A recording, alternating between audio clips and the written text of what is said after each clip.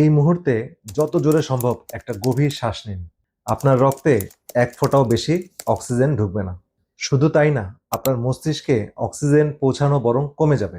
শুনতে উল্টো লাগছে? এটাই ১০০ বছরের পুরনো প্রমাণিত বিজ্ঞান, যেটা আমাদের প্রায় বেশিরভাগ মানুষ ভুল জানি। আমাদের মাথায় একটা ধারণা গেঁথে আছে, বেশি শ্বাস প্রশ্বাস নেওয়া মানে অক্সিজেন বেশি নেওয়া, আর বেশি অক্সিজেন মানে বেশি ভালো। তাই ক্লান্তি লাগলে আমরা বসে খুব দ্রুত শ্বাস উঠানামা করি বা বুক ভরে শ্বাস নিই। কিন্তু জেমস নেস্টর তার বিখ্যাত বই ব্রেদে যে গবেষণাগুলো তুলে ধরেছেন, সেগুলো বলছে ঠিক উল্টো কথা। শরীরের যেটা দরকার সেটা বেশি বাতাস না, বরং কম।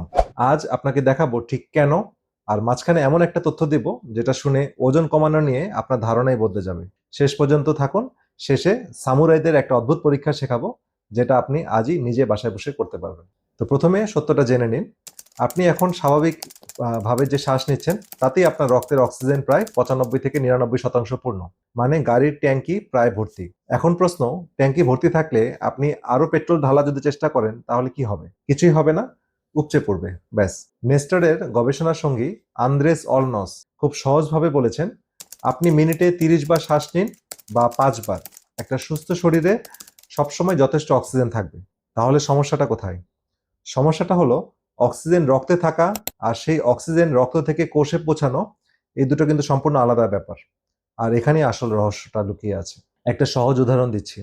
আপনার রক্তকে ভাবুন একটা যাত্রীবাহী জাহাজ, আর এই জাহাজের কেবিনগুলো হলো হিমোগ্লোবিন নামক প্রোটিন, আর অক্সিজেন সেই কেবিনে বসে সারা শরীরে ঘুরে বেড়ায়। তো সংখ্যাটা শুনলে অবাক হবেন, আপনার শরীরে ২৫ ট্রিলিয়ন আরবিসি বা লোহিত রক্তকণিকা আছে। এর ভিতরে আছে ২৭ কোটি হিমোগ্লোবিন, আর প্রতিটা হিমোগ্লোবিনে ৪টা অক্সিজেন বসার জায়গা পায়। তো এখন আসল প্রশ্ন, অক্সিজেন কেবিন ছেড়ে ঠিক জায়গায় নামবে কিভাবে? তার চাবিটা কি? ১৯০৪ সালে ডেনমার্কের শরীরবিজ্ঞানী ক্রিশ্চিয়ান বোর এই চাবিটা খুঁজে পান। তিনি বিভিন্ন প্রাণীর রক্ত নিয়ে পরীক্ষা করে দেখেন, যে রক্তে কার্বন ডাই অক্সাইড বেশি, সেই রক্তেই হিমোগ্লোবিন থেকে অক্সিজেন সবচেয়ে বেশি ছাড়া পায়। অর্থাৎ হিমোগ্লোবিন থেকে অক্সিজেন ছাড়া পেয়ে কোষের মধ্যে ঢুকতে পারে। মানেটা কি? মানে কার্বন ডাই অক্সাইড সেই চাবি যেটা অক্সিজেনের তালা খোলে। এই আবিষ্কারটার নাম আজ বোর ইফেক্ট, আর এটা জীববিজ্ঞানের বইয়ে প্রতিষ্ঠিত এক সত্য। শুধু তাই না, কার্বন ডাই অক্সাইড রক্তনালীও প্রশস্ত করে, যাতে বেশি রক্ত কোষে পৌঁছাতে পারে। তো এখন হিসাবটা মিলিয়ে নিন। আপনি যখন প্রয়োজনের চেয়ে বেশি শ্বাস নেন, তখন আপনি শরীর থেকে অতিরিক্ত কার্বন ডাই অক্সাইড বের করে দেন। আর কার্বন ডাই অক্সাইড কম মানে চাবি কম, অক্সিজেন রক্তেই আটকে থাকে, কোষে প্রবেশ করতে পারে না, রক্তনালী সংকুচিত হয়ে থাকে বা সংকুচিত হয়ে যায়। তো ফলাফল, আপনার রক্তে অক্সিজেনে ভরপুর, কিন্তু আপনার মস্তিষ্ক আর পেশি অক্সিজেনের অভাবে ভুগছে। এজন্যই খুব জোরে জোরে শ্বাস নিলে মাথা ঘোরে, হাত পা অবশ অবশ লাগে, মাথা ব্যথা হয়, এমনকি জ্ঞান হারানোর মতো অবস্থা হয়। তো ১৯০০ শতকের শুরুতে ইয়েল ইউনিভার্সিটির গবেষক ইয়ান্ডেল হেন্ডারসন এই বিষয়টা নিয়ে পরীক্ষা করে দেখান, প্রাণীদের প্রয়োজনের চেয়ে বেশি বাতাস দিলে তাদের হৃদস্পন্দন বিপজ্জনকভাবে বেড়ে যায়, আর তারা অচেতন হয়ে পড়েন। আর যখন তিনি শ্বাসের গতি কমিয়ে দিতেন, তারা আবার সুস্থ হয়ে উঠত। তো হেন্ডারসনের সিদ্ধান্তটা ছিল সেই যুগের জন্য বিস্ফোরক। তিনি বলেছিলেন, শরীরের জন্য কার্বন ডাই অক্সাইড আসলে অক্সিজেনের চেয়েও বেশি প্রয়োজনীয় বা মৌলিক একটা উপাদান। এবার এই তথ্যটা যেটা শুনলে আপনি চমকে যাবেন, সেটা আমি বলছি। আপনি যখন ১০ কেজি চর্বি কমান, সেই চর্বিটা শরীর থেকে কোন পথে বের হয় বলে মনে করেন? সেটা কি ঘামের মাধ্যমে বের হয়, না প্রস্রাবের মাধ্যমে বের হয়? আসলে এটা কোনোটাই না। ১০ কেজি চর্বির মধ্যে ৮ কেজি আপনার বের হবে শ্বাসের মাধ্যমে, কার্বন ডাই অক্সাইড হিসেবে। বাকিটুকু ঘাম আর প্রস্রাবের মাধ্যমে বেরোবে। মানে আপনার ফুসফুসই আসলে শরীরের ওজন নিয়ন্ত্রণের প্রধান পথ। তবে ভুল বুঝবেন না, ভিডিওতে যে মেসেজগুলো দিচ্ছি, এর মানে জোরে জোরে শ্বাস নিলে ওজন কমবে তা না। চর্বি ভাঙার কাজটা শরীর মেটাবলিক প্রক্রিয়ার মাধ্যমে নিজে নিজেই করে, শ্বাস শুধু বেরিয়ে যাওয়ার পর।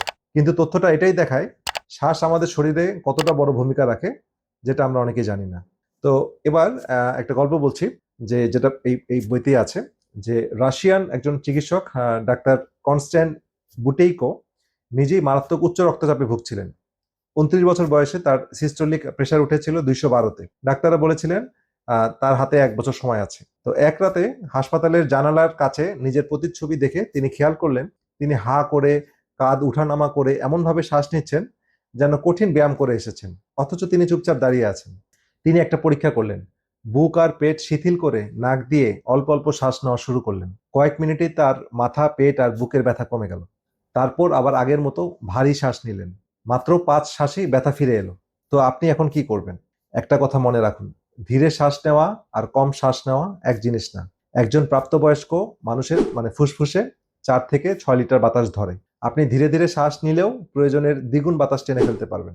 আসল কৌশল হলো শ্বাস নিন নাক দিয়ে, ধীরে আর হালকা করে, এমন হালকা যেন নিজেই শব্দ না শুনুন। প্রাচীন চীনা চিকিৎসকরা দিনে 13,500 বার শ্বাসের পরামর্শ দিতেন, যেটা হয় মিনিটে। এখন আমি সেই সামুরাই পরীক্ষাটা বলবো, যেটা ভিডিও শুরুতে আমি বলেছিলাম। জাপানি প্রবাদ অনুযায়ী সামুরাই একজন সৈনিকের প্রস্তুতি যাচাই করার জন্য নাকের নিচে একটা পাখির পালক ধরতেন। শ্বাস নেওয়া ছাড়ার সময় যদি এই পাখির পালকটা নড়ে যেত, তাহলে সেই সৈনিককে বাদ দেওয়া হতো, সে ডিসকোয়ালিফাইড। তো একটা কথা মনে রাখবেন, যদি আপনার হাঁপানি, সিওপিডি বা হৃদরোগ থাকে, তাহলে শ্বাসের ব্যায়াম শুরু করার আগে অবশ্যই চিকিৎসকের সাথে কথা বলুন। আর কোনো অবস্থাতেই নিজের ওষুধ বন্ধ করবেন না। আর গাড়ি চালানোর সময় বা পানিতে এই ধরনের অভ্যাস করবেন না। তো এখন আপনার পালা। আজই বাসায় সামুরাই পরীক্ষাটি করে ফেলুন। একটা ছোট পালক বা একটা ছোট পাতলা টিস্যুর টুকরা নিজের নাকের নিচে ধরুন, আর তারপর স্বাভাবিকভাবে শ্বাস নিন। যদি সেটা নড়ে যায়, তার মানে আপনি প্রয়োজনের চেয়ে জোরে শ্বাস নিচ্ছেন। আর যদি প্রায় স্থির থাকে, তাহলে আপনি ঠিক আছেন। পরীক্ষাটা করে কমেন্টে জানান আপনার পালক বা টিস্যুটি নড়লো কিনা নাকি স্থির থাকলো। আমি দেখি আপনাদের মধ্যে কতজন এই সামুরাই টেস্ট পাস করেছে। আর এই ভিডিওতে শেয়ার করুন সেই বন্ধুদের সাথে যে টেনশন হলেই বুক ভরে ভরে বড় বড় শ্বাস নেয়। তার জানা দরকার যে সে আসলে উল্টো কাজ করছে। এই ভিডিওতে উল্লেখ করা সব গবেষণা আর তথ্যের রেফারেন্স কমেন্ট বক্সে পিন করে দেওয়া হলো, আপনারা যাচাই করে নেবেন। শ্বাস আর স্বাস্থ্য নিয়ে এমন আরো ভিডিও পেতে পেজটি ফলো করে রাখুন। ইউটিউবে দেখে থাকলে চ্যানেলটি সাবস্ক্রাইব করে রাখুন। তো ভালো থাকুন, কম শ্বাস নিন, ধীরে শ্বাস নিন। আল্লাহ হাফেজ।